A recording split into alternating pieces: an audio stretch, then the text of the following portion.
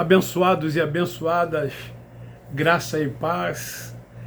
Hoje, segunda-feira, dia 13 de março de 2023, já quase aproximando das 21 horas, estou aqui para gravar mais uma pérola da graça de Deus. O tema de hoje é: onde estão esses espíritos imundos? E eu quero fundamentar no livro histórico, que para nós é um jornal velho, de Apocalipse, capítulo 18, dos versículos 1 ao 3. Quando fala aqui a queda da Babilônia. O sistema religioso que aglomeram várias religiões, inclusive a religião evangélica, da qual eu fiz parte durante 46, quase 50 anos, só numa, as Assembleias de Deus, fora o meu tempo de adolescente, na cristã, na batista, enfim. Eles dizem que tudo quanto está no livro do Apocalipse ainda vai acontecer. Para eles, o Apocalipse é chamado de livro escatológico, uma escatologia futura. Eu estava até hoje dando uma olhada no YouTube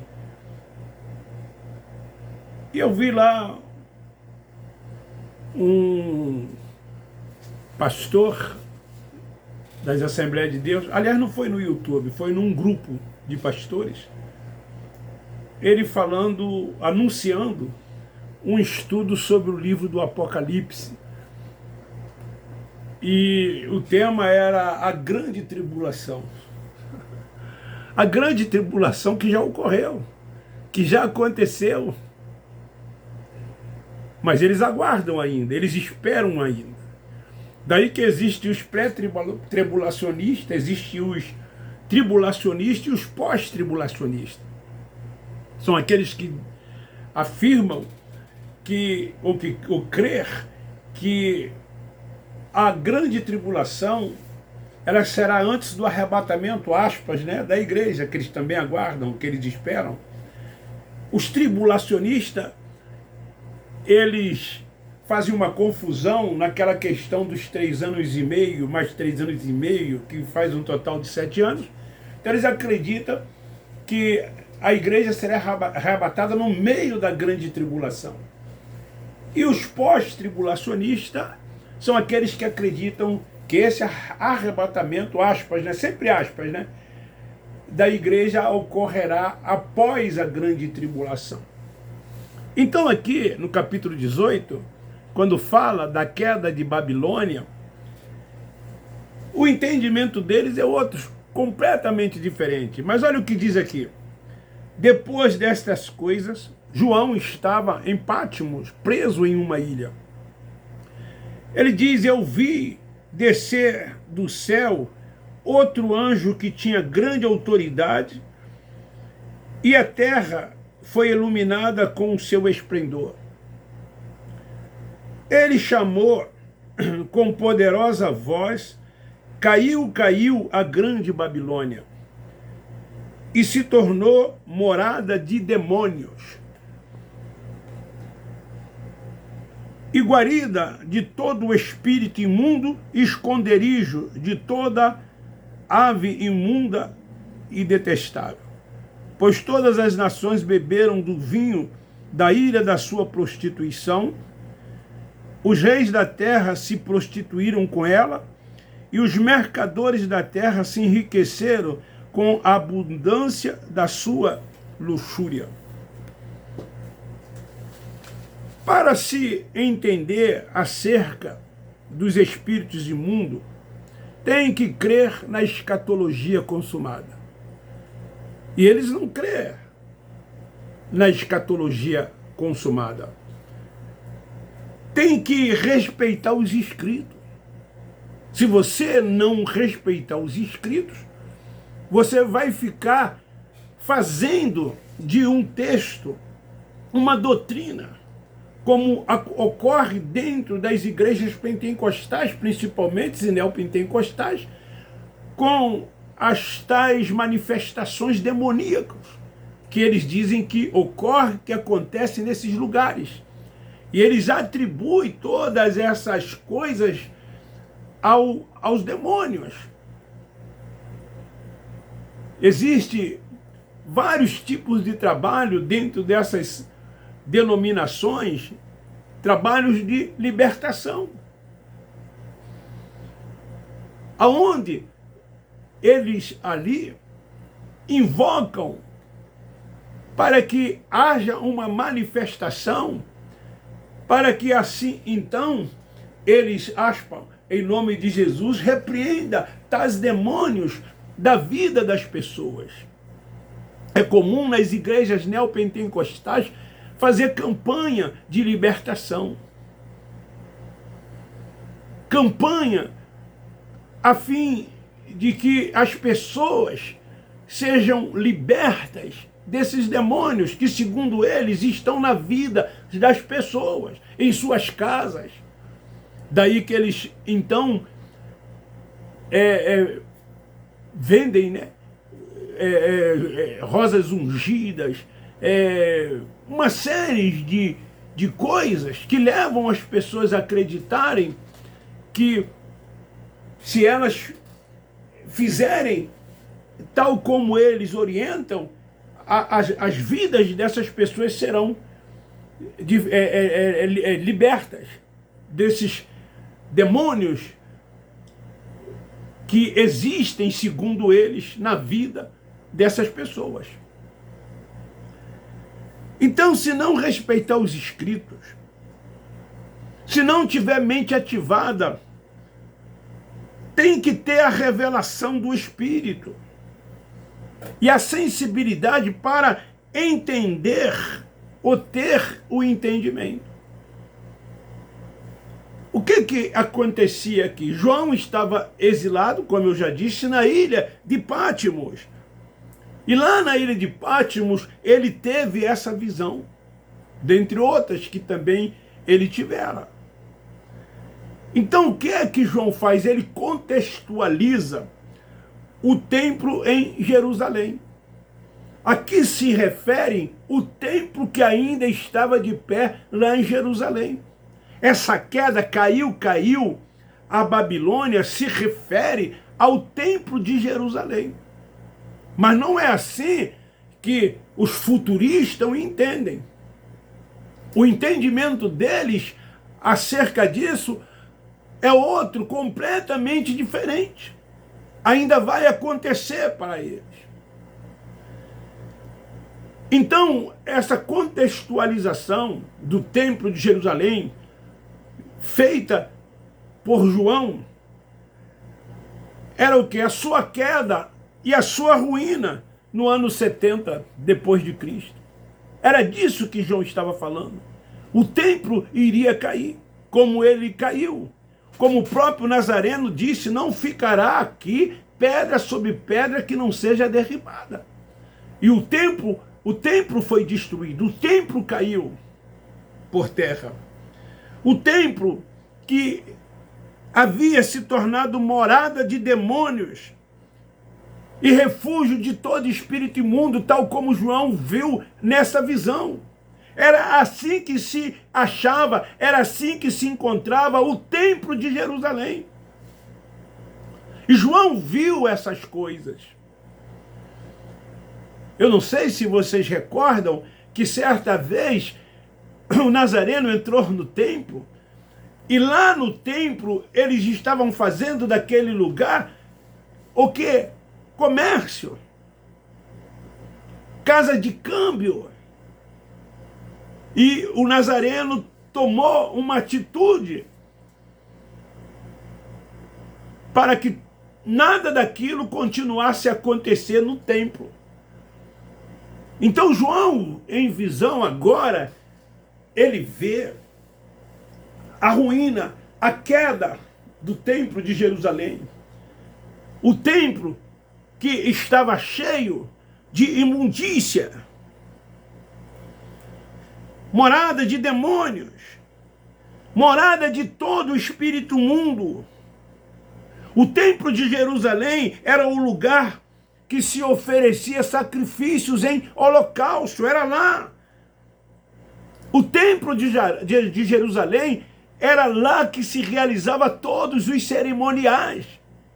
E João agora, em visão, vê esses espíritos imundos, vê aquele lugar como morada de demônios,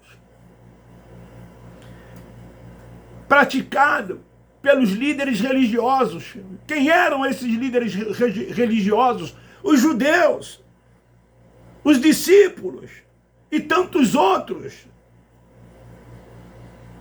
E por que que eles faziam estas coisas no templo em Jerusalém? Eles tinham aquele lugar como casa de Deus.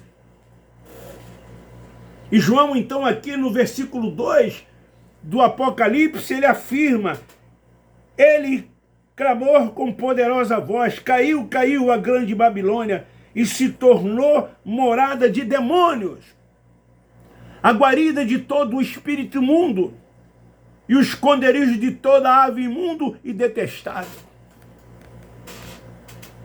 Então João afirma isto.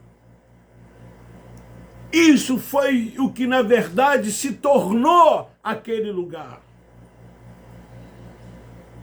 João afirma que eles estavam na parte interna do templo. O profeta Zacarias, no capítulo 13 do seu livro, no versículo 2, olha o que ele diz: naquele dia, diz o Senhor dos Exércitos. Que dia era esse? O dia em que o juízo de Deus viria sobre o seu povo, sobre Jerusalém. O dia em que ele voltaria nas nuvens em juízo. O dia da destruição do templo em Jerusalém. Era esse o dia que o Senhor estava se referindo. Trazei da terra os nomes dos ídolos, e deles não haverá mais memória. Também farei sair da terra os profetas e o espírito da impureza. Naquele dia, diz o Senhor, sempre que se refere àquele dia, se faz menção o dia do juízo de Deus sobre Jerusalém. A escatologia consumada, ela diz que Jesus já voltou. Voltou em juízo sobre as nuvens. A sua vinda não foi física. A vinda dele foi em juízo sobre o seu povo, sobre Jerusalém. Juízo esse que ocorreu quando? No ano 70 depois de Cristo. Ele falou pela boca do profeta que daria fim os profetas. Zacarias capítulo 13, versículo 2. E não foi isso que aconteceu. Ele falou pela boca do profeta que o espírito imundo, na queda do templo em Jerusalém, ele daria fim ao espírito imundo. E então assim foi estabelecido o espiritual. Agora é o espiritual. Não há mais templo terreno. O templo foi derrubado. E foi assim, depois da sua destruição, que aconteceu tal como João viu e tal como o profeta Zacarias já havia profetizado centenas de anos antes.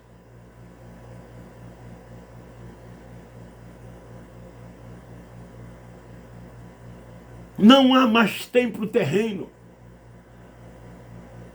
Não há mais templo como casa de Deus, como lugar de adoração, como os religiosos fazem. São templos feitos pelas mãos dos homens, onde Deus não habita. Atos 7:48. Você é o templo, é a morada da habitação de Deus. É em você que ele habita. É no seu espírito. E testifica que você é filho dele. Nós adoramos o Pai em espírito e em verdade. Não dependemos de ritos, de liturgias, de cerimoniais, de ida ao templo, para que possamos adorá-lo. Adoramos-o 24 horas por dia, dormindo, quando levantamos, trabalhando, não importa o que estamos fazendo, nós o adoramos em espírito e em verdade. Eu caminho todos os dias, cerca de 8 a 10 quilômetros. E eu vou na minha caminhada adorando o Pai dos Espíritos. Eu vou adorando Ele, certo de que Ele está em mim, pois eu sou o templo da sua habitação. Eu adoro o Pai em espírito e em verdade, sabe por quê? Porque eu creio no Evangelho da graça de Deus, eu creio na sã doutrina, nesse alimento sólido que ele tem nos dado através do entendimento quando fomos salvos na mente, para entender e compreender qual é a perfeita, boa e agradável vontade de Deus. É em verdade que o Pai é adorado. Mas lá não, eles dependem de um conjunto, que segundo eles esse conjunto louva, e enquanto louva, os demais ficam em espírito, como eles dizem. Eles dependem de uma série de ritos para que a adoração aconteça. São assim que os religiosos dizem: eu vou à igreja, aspas, para adorar a Deus. Hoje mesmo encontrei uma pessoa da igreja Maranata, uma conhecida há mais de 30 anos. Há uns 2, 3 anos não havia. E então, conversando com ela, ela disse para mim que eu preciso, a expressão que ela usou, eu preciso ir ao templo para que eu possa buscar a Deus, estar em comunhão com Deus. Eu ouvi calado, como educado que sou, mas me deu vontade de dizer-lhes uma porção de coisas. Mas não vão entender, porque o véu está sobre o rosto, a mente está atrofiada, não foi ainda salvo na mente, é uma religiosa, assim como tantos outros são religiosos. Fazem questão de todas essas coisas. Tem um homem que exerce uma autoridade espiritual sobre a vida dessas pessoas. É nesses homens que essas pessoas acreditam. Somente eles, aspas, têm uma verdade para eles. Eles não querem saber da verdade revelada pelo Cristo ressuscitado, a Paulo, o apóstolo da graça de Deus, que nos trouxe a revelação desse evangelho que nos traz liberdade nele. As existências desses templos religiosos terrenos, sejam quais forem, alimentam a crença nesses espíritos. É por isso que eles só falam em demônios, em Satanás, em diabo, em vidas oprimidas. É só nisso que eles falam quando acontece uma adversidade na vida dos filhos de Deus, porque eles são filhos de Deus. Aí eles dizem: irmão, você precisa orar mais, você precisa ir ao monte, você precisa jejuar, você precisa se arrepender, você precisa se consertar. É por isso que o diabo, o demônio, está cirandando com você. E aí usa até textos isolados, como aquele: olha, ele ruge como leão ao seu derredor, procurando a quem possa tragar. Então, alimentam a crença nesses espíritos dentro desses lugares. nessas patifarias que eles dizem existir. Eles acreditam no inferno como um lago de fogo e tormento eterno. Eles acreditam em Satanás como um ser espiritual. Eles acreditam em pombagira, em Zé Pilintra, em tudo quanto é tipo de demônios. Eles acreditam, segundo ele, essas coisas existem. As manifestações desse espírito imundos existe nesses lugares, aspas, segundo eles, porque é assim que eles acreditam. Mas eu quero te dizer, na sua vida não, porque na sua vida habita o Espírito Santo de Deus. Na sua vida não, porque você é o templo, a morada da habitação de Deus. Na sua vida não, porque o Espírito Santo que está no seu espírito testifica que você é filho de Deus. E então a sua vida é guiada e dirigida pelo Espírito Santo. Então sabe por que a causa dessas coisas, da existência daquilo que o Eterno destruiu? Recapitulando, o versículo 3, pois todas as nações beberam do vinho da ira da sua prostituição, os reis da terra se prostituíram com ela, os mercadores da terra se enriqueceram com a abundância da sua luxúria. Esses espíritos imundos que João vê aqui, eles foram enviados, sabe por quem? Por Deus. Para atormentar os israelitas que não cumpriram as leis dadas a Moisés por meio de anjos. Então veio enviado por Deus para que pudesse atormentá-los. Porque tudo é a vontade de Deus. Tudo é Deus. Ele é quem criou o bem e quem criou o mal. Essas coisas que os religiosos dizem, que eles ensinam, que eles pregam dentro dos templos, que eles atribuem a esses tais demônios, a esse tal Satanás, a esse tal diabo. São invenções criadas por eles. Mas Deus criou o bem e criou o mal. Tudo foi Deus quem fez.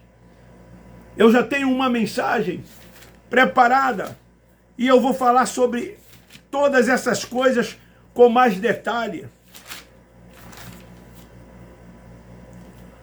Quando eu vou pregar sobre o Satanás que tentou Jó, vou me aprofundar mais dentro dessas coisas de Satanás, de demônio, de espírito imundo que acontece dentro desses templos, dentro desses lugares. Então, Deus que enviou para atormentar quem? Os israelitas. Porque eles não cumpriram a lei que foi dada a Moisés pelos anjos. Vocês lembram de Maria Madalena no Novo Testamento? Ela fala de muitos enviados da parte de Deus. Tanto no Velho quanto no Novo Testamento. Você vai ver isso. Espírito maligno enviado da parte de Deus.